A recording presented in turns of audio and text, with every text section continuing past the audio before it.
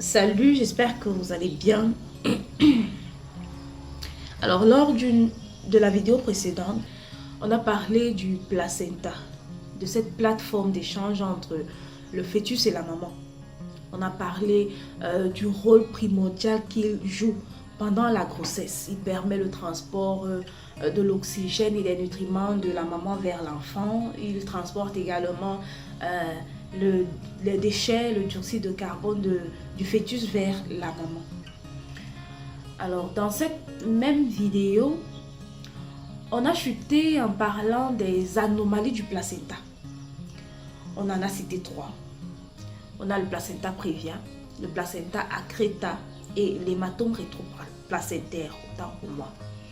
Mais nous ne pouvons pas parler de ces 3 anomalies dans une seule vidéo, sinon elle sera très longue. Ceci dit, nous allons parler d'une anomalie par vidéo, donc une anomalie fera l'objet d'un thème. Alors aujourd'hui, donc, on va parler des anomalies du placenta prévia. Plus précisément, on va parler des anomalies du placenta, autant pour moi, et plus précisément, on va parler du placenta prévia. Avant toute chose, je tiens à me présenter. Je suis Letty Devi et je suis sage-femme. Pour ceux-là qui regardent la vidéo pour la première fois, je vous invite tous à écouter la vidéo jusqu'à la fin. Pourquoi? Parce que ici, on va parler des signes qui doivent vous interpeller, surtout vous, la femme enceinte, parce que c'est d'abord vous. Les signes qui vont vous interpeller, qui vont vous mettre la puce à l'oreille. Vous êtes censé connaître cela. Parce qu'il y a certaines, ça leur arrive, elles sont à la maison et les complications, bienvenue les complications. Vous devez les connaître. C'est pour cette raison que je vous invite à regarder les vidéos jusqu'à la fin. Lors de cette même vidéo, on a parlé de la position du placenta. Le plus souvent, en général, et ce qui est normal, c'est que le placenta est censé se former au niveau du fond utérin. On parle là de placenta fondique. C'est la normale. Maintenant, lorsque celui-ci vient se former au niveau du bas de l'utérus, on parle du placenta prévia. Il ne se forme pas en haut, mais en bas plutôt. On distingue 3 types de placenta, 4 types de placenta prévia. On a le placenta prévia recouvrant. Cela signifie que le placenta s'est formé au niveau de la partie interne du col de l'utérus. Le col de l'utérus, c'est ce passage, c'est par là que passe l'enfant pendant l'accouchement. Maintenant, le placenta est venu se former au niveau de l'orifice interne de ce col, recouvrant ainsi toute la surface du col. On parle du placenta prévia recouvrant. Il y a le placenta prévia partiellement recouvrant. Donc, ça couvre une partie de l'orifice interne. Vous allez voir dans les images, ce sera plus explicite. On a le placenta prévia marginal. Ici, c'est juste à côté de l'orifice externe, de l'orifice interne du col de l'utérus. Tout juste à côté.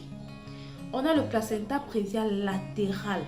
Là, c'est à 2 cm de l'orifice interne du col de l'utérus.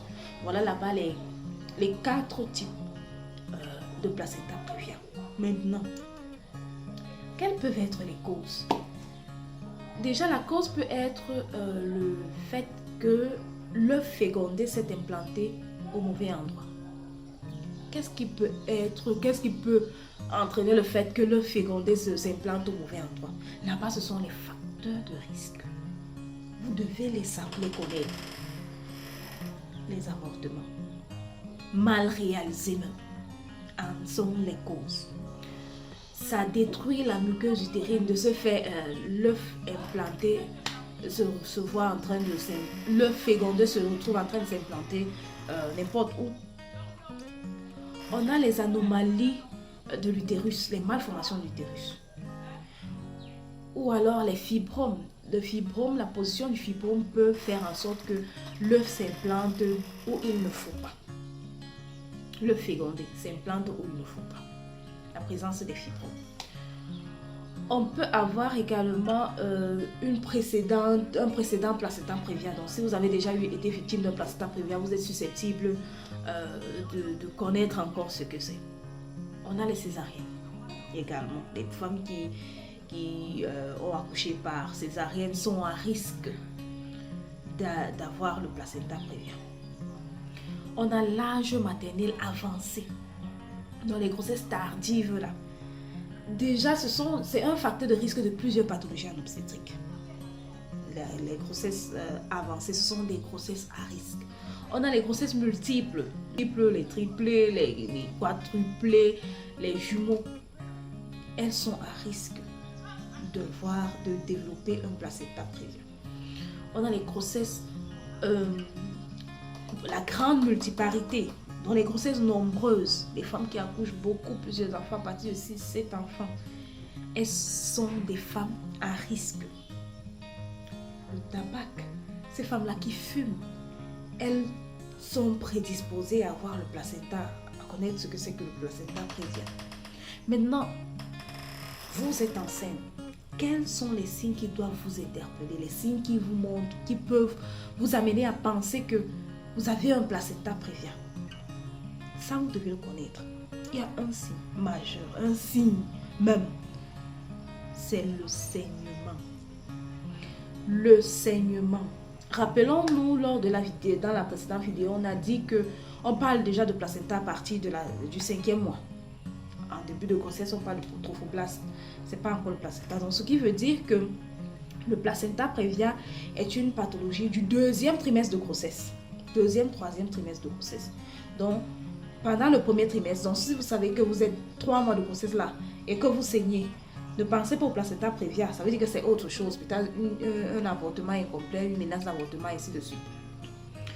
Mais si vous êtes déjà au 2e trimestre de grossesse, 3e trimestre de grossesse et que vous saignez, le saignement est rouge, soudain, pensez à un placenta prévia. Allez à l'hôpital immédiatement. La prise en charge est urgente.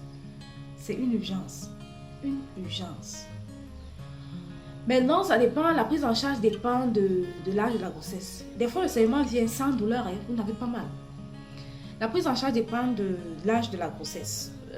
Si vous êtes à 22, 23, 24, 25, 26 semaines, on est obligé de vous hospitaliser, de vous mettre au repos strict. Pas de rapport sexuel, rien. On vous hospitalise, on vous garde. Pourquoi? Parce que nous voulons donner la chance au fœtus de pouvoir atteindre la maturité pour qu'il puisse sortir. Donc, on doit faire l'effort de stopper le saignement et maturer le col, maturer les poumons de l'enfant, faire la tocolyse et tout pour donner la chance à l'enfant d'atteindre la maturité.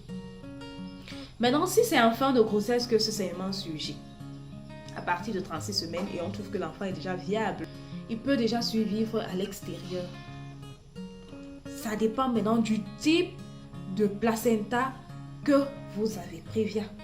S'il est recouvrant, déjà si vous avez un placenta prévia recouvrant, c'est la césarienne. Rien à faire. Puisque comme je vous dis, le placenta couvre totalement la porte d'entrée, la porte de sortie.